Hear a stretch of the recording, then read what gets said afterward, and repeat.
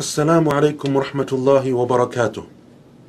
During the Khilafah of Abu Bakr radiyallahu anhu, he was faced with a dilemma.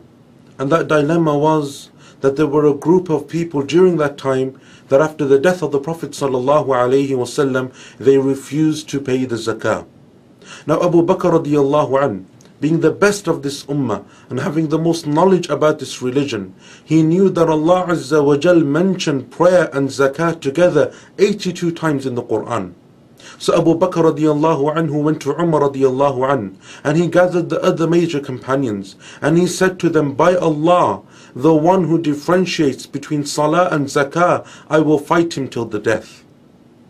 When we look at fasting, there was a great woman by the name of Nafisa bint al-Hasan, rahimahullah ta'ala. She fasted continuously for 30 years. People would come to her and say, why don't you take it easy on yourself? You're fasting non-stop for 30 years. Isn't it better that you take a break? You're getting old, your body's getting weak. She said, I will stop fasting if I knew that after death there was nothing else. But I have a bridge that I need to cross, and this fasting will help me. When she was on her deathbed, they came to her and they said, you're still fasting. You're about to die. Why don't you take a break? She said, by Allah, for 30 years I've been fasting, hoping that I die whilst in this state. And now that death is coming to me, you want me to break my fast. Abdullah ibn Mubarak rahimahullah ta'ala, a great scholar of Islam, he once went for Hajj. And on the plain of Arafah, he met another great scholar, Sufyan al-Thawri rahimahullah.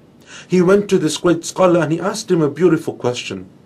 Who on this day is the worst of people? Who on the plain of Arafah, from amongst the millions of pilgrims that have gathered together, who is the worst of people? Sufyan al-Thawri looked at him and he said, by Allah, the worst of people on this day is the one who thinks that Allah will never forgive him.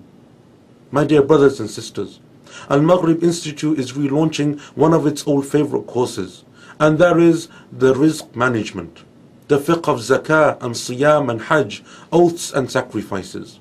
And the reason why I mention these beautiful stories to you at the beginning is because this course is no longer about just simple fiqh, but now we're going to be dealing with the spirituality of these great pillars of Islam. We want to connect with our Lord subhanahu wa ta'ala through these great acts of worship. So we're going to be looking at zakah, the concept of wealth in Islam, the wisdom and benefits of zakah. Inshallah, we're going to be dealing with the issues that you have, the questions that me and you and all of our family and relatives have. Can you give zakah on jewelry? What happens if you have unpaid zakah for many years? Is there such a thing as a poor, miskin person in the West?